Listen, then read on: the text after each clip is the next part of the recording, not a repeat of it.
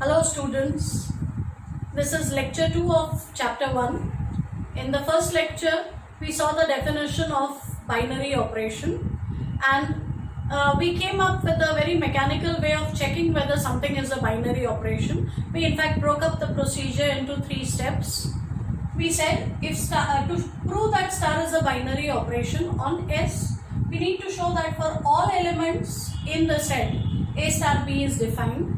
It should be unique and most importantly it should be an element of S.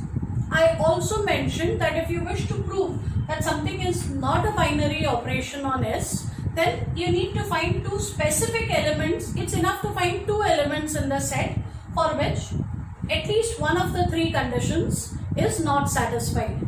And in the last lecture we saw that addition as well as multiplication are binary operations on our usual sets of numbers: natural numbers, integers, rational numbers, real numbers and complex numbers. There are 2 more operations that we are familiar with, namely subtraction and division. So let us check what happens to those operations. So the first question that I would like to ask in today's lecture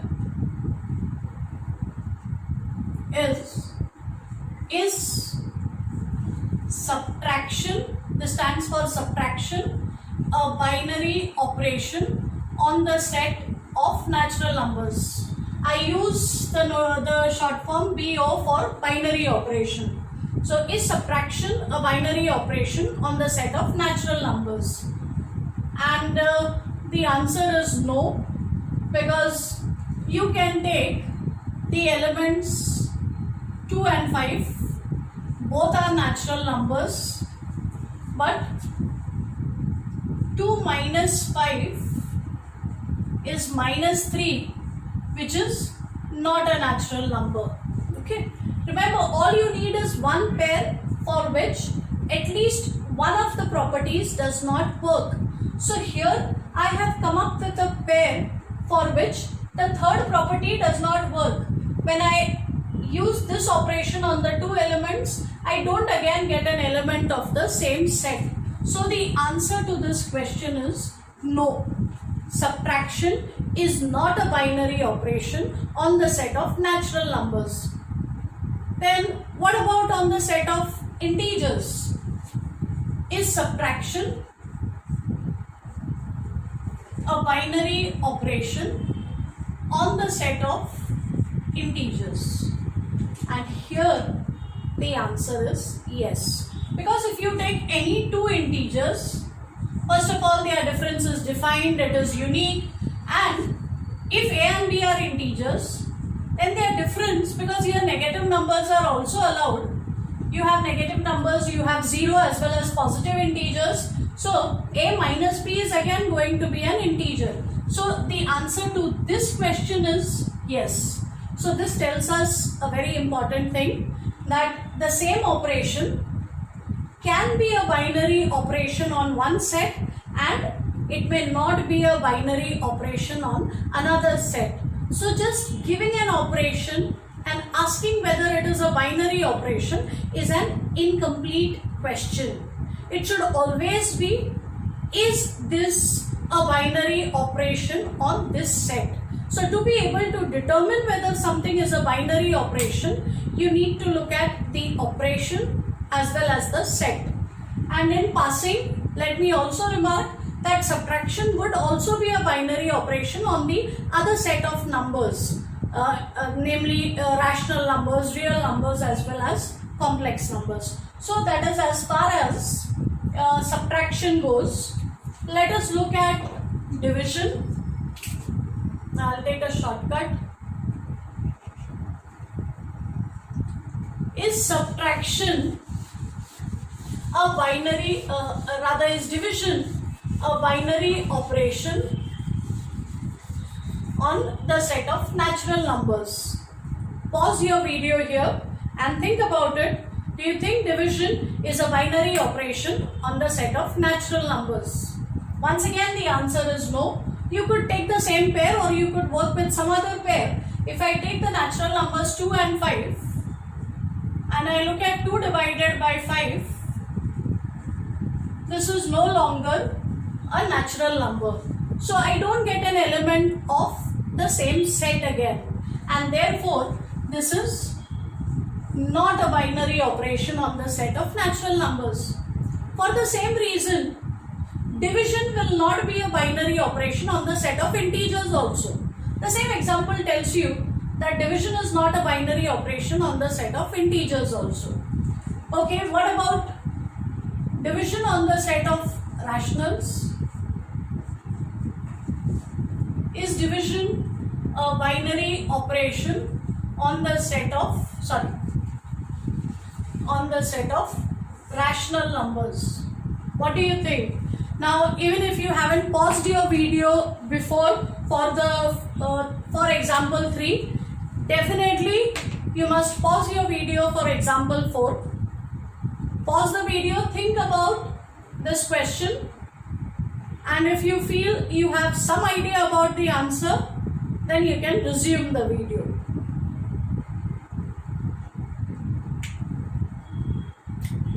It looks like it's going to be a binary operation, because in most cases when you divide one rational number by another, you again get a rational number. The catch over here is most cases. And remember, even if there is one case where at least one of these properties is not satisfied, then it is not going to be a binary operation. So now try and think, can you come up with a pair for which one of these properties is not satisfied? Yes, in fact we can come up with many pairs, but look at this specific pair.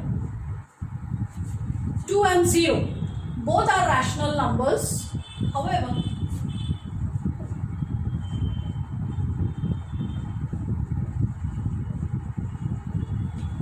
divided by 0, division by 0 is not allowed, so 2 divided by 0 is not defined. The first condition is not satisfied, and therefore it is not a binary operation on Q.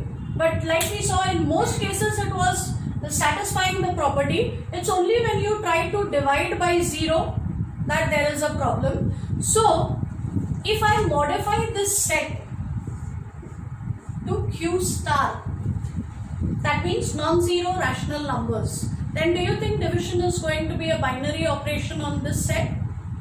Yes, because now there is no problem about 0. We don't have 0 in the set.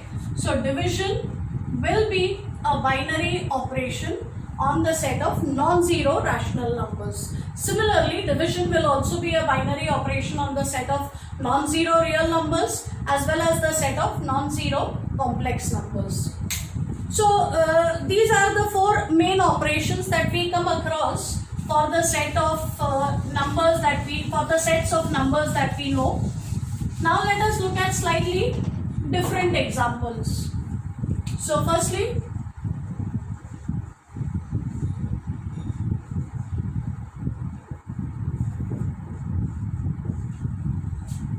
let me look at the set of all matrices of order m by n, specifically of this order.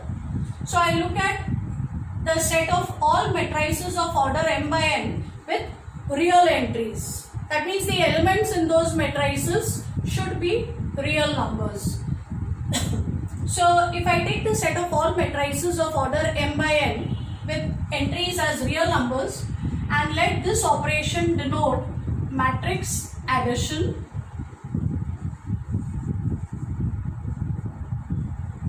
then I know that if I take 2 matrices from this set, they will be of order m by n.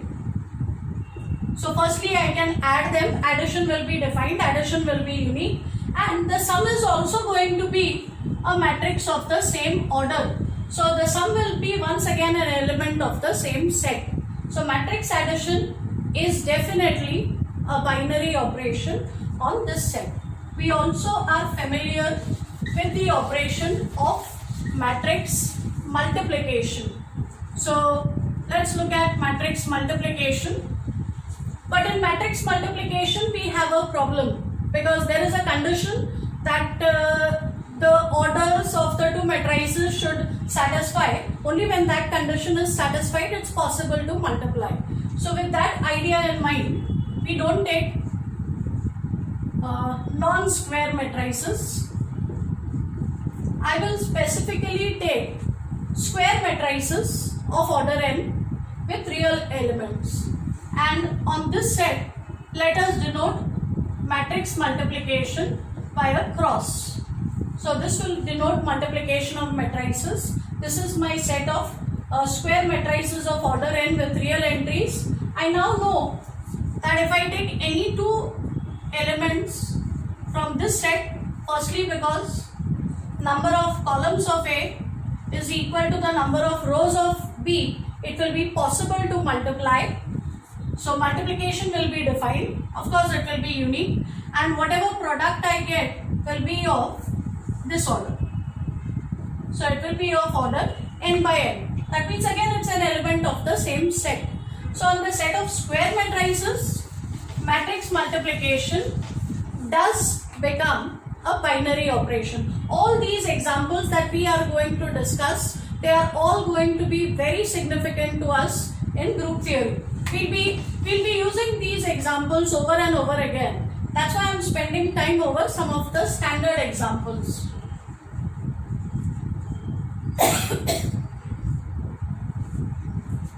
Also in the preliminaries chapter, we looked at the set of residue classes of integers modulo n, and on this set we had defined two operations, if you remember, addition modulo n as well as multiplication modulo n, and it is an easy task to prove that if we take two residue classes of integers modulo n, combine them with addition modulo n, we will once again get an element of Zn, and same is the story for multiplication modulo n.